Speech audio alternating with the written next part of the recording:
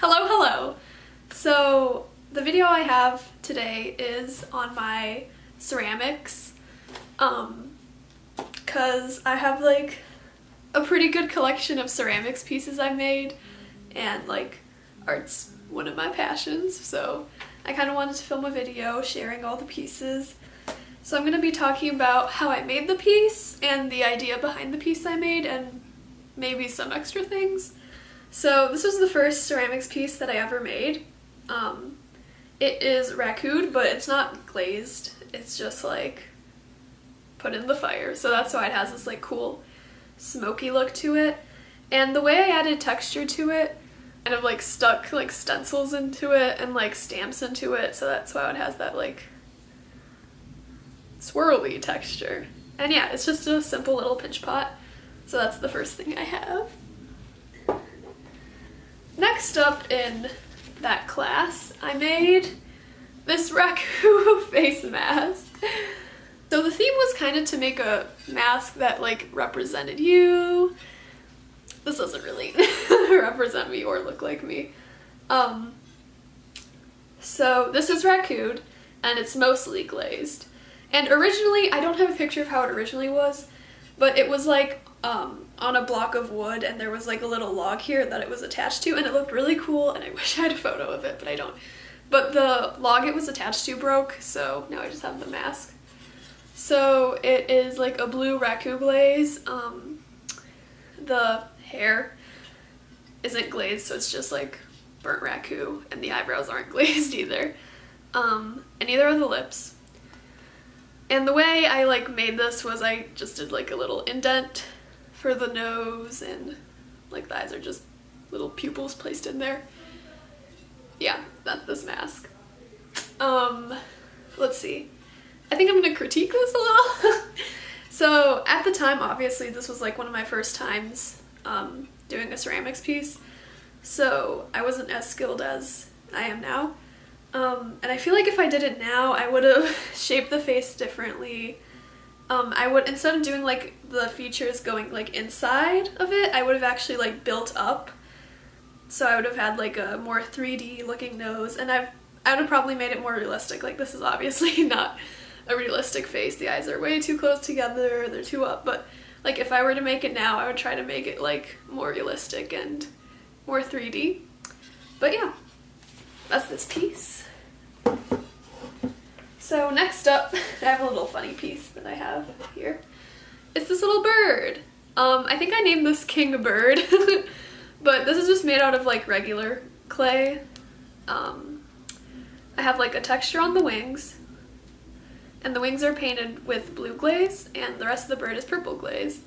And it's kind of funny, it has like bug eyes, and then obviously this is yellow and orange glaze for the crown and the beak. Yep.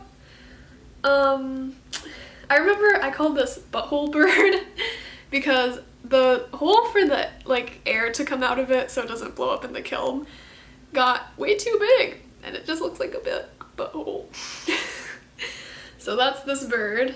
I don't know, I think the idea behind this was that I just like birds. Like I think they're cute, funny, interesting animals. So I made a bird. So I have this, which is part of a series featuring deformed pomegranates. So this is supposed to look like a deformed pomegranate. Like, you know how pomegranates have like the stem part coming up? There's supposed to be like these stalks. But the cool thing about this is that different people can interpret it however they want. Like one of my teachers was like, oh, it looks like a anemone. This is raccoon glazed as well. So the series was the like deformed pomegranates, and it's like a cultural piece because I'm Armenian, so I make a lot of cultural pieces in my art, and I wanted to make a series on how it feels to be an Armenian American kind of, but also I like that people can interpret these differently. Also, it kind of works as a vase because there's a hole here, and I like that. The main project for like these orbs, because you're going to see it's like a series of 3 orbs for the pomegranates, was that we had to use like orb pieces to 3 orbs to make something interesting, and I had a friend who did all these like cool mushroom like spheres, and they were really interesting. I really like his work. And then I had a friend who did like these little guys with like arms holding each other up, and I thought that was really cute. Those are like the ones I remember. And yeah, and then I did like a cultural piece kind of commentary on myself. So that's the first orb. Let's see, where's the other one I'm going to show? I'll just show this one. So here's the next one. This one actually looks like a pomegranate, like, there it is, little stalk. So this one looks like a pomegranate. It is once again raku glaze, but it's a different raku glaze than the other one, because the other one was more of like a bluish green color, and this one's more of like a copper tone. So this one's probably the copper one, because this one's kind of like reddish, more earthy, and the other one's kind of more oceany. Yeah, so the same idea behind this one for that one, and like, once again, you can use it as a vase, or, you know, whatever you want. Put some pencils in it, maybe. But yeah, here's this one. Next up, we have this one, which is like half the orb, and the other half is shattered, but on purpose. And you'll be able to see in the next piece I show you. So it has like the stalks on the inside, and the outside has the seeds. This one has like a white crackle glaze, and also kind of a blue glaze on the sides, if you can tell. And this is white crackle as well. I really like it. And then, this is the shattered part.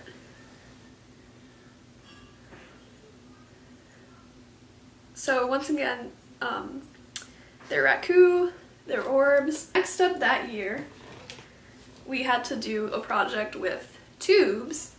So one of the ones that I made was this one that is ocean themed, because I love oceans. I think oceans and nature are a big theme in my art, and also culture, nature and culture.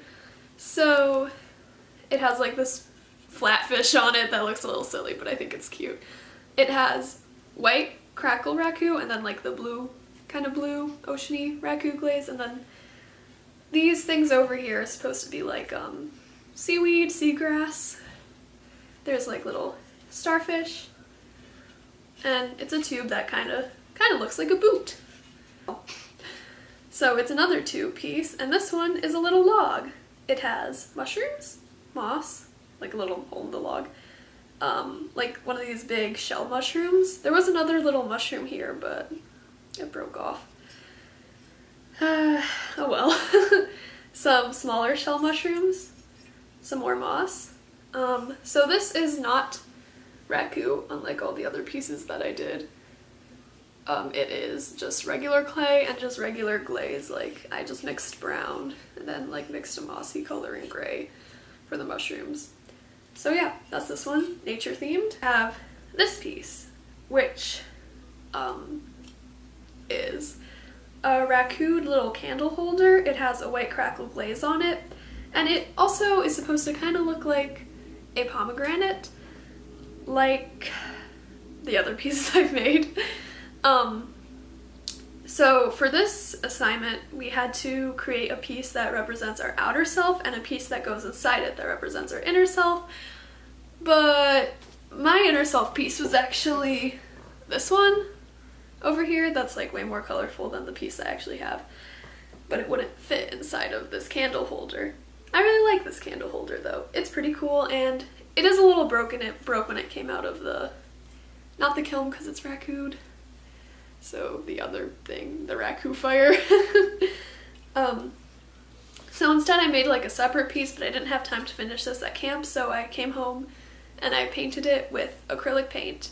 And it is a very small orb with a bunch of little tiny orbs connected to it. It still works as a candle holder because it has a hole at the top. And to make it like smooth, I put Mod Podge on it.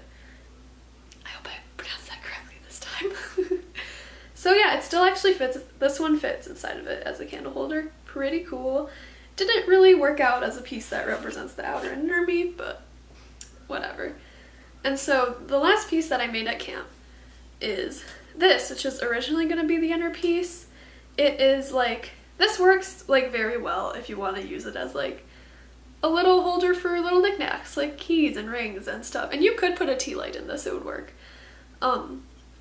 But I just used like regular clay to make this, and I used like regular glazes, and I like kind of mixed them all together onto the piece, and it's just like this like cup piece, and it also has these like kind of orby spikes coming off of it, which I like.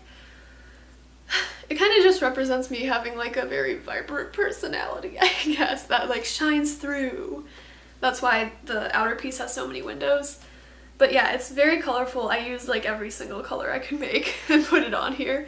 So the last thing I have to show, ooh, this isn't working, uh-oh, is this little toad. Oh no, oh, his crown fell off. That is okay. This little toad that I made in my art class, my senior year of high school. So this is made out of Sculpey. And I made a little lily pad, painted it with acrylic paint, it's green. And then I made the actual toad. It has lumps on its back. It's you'll see, you'll see. It's just a little textured toad. I made this because I never used Sculpey before, so I really wanted to try it out and make a little toad. And I love frogs and toads. If I post like a video where I'm in different areas of my room, you'll be able to tell because I have like frog and toad stuff in my room. And I love it. Oh, I love this little fella so much. He's so cute. So yeah. Hope you liked seeing those ceramics pieces. I hope you liked knowing the technique and the ideas behind them. I hope you found this interesting, and I hope people actually watched this and found it interesting. So, I'll see you in a later video, because I think I'm going to try to continue making some art videos. I really want to do me reacting to my old high school art in like my sketchbooks. I think that'll be really funny. And I kind of want to do like a skit type video, but I need my friend to help me with that. Anyway, I'll see you guys later. Thank you so much for watching this video. Bye.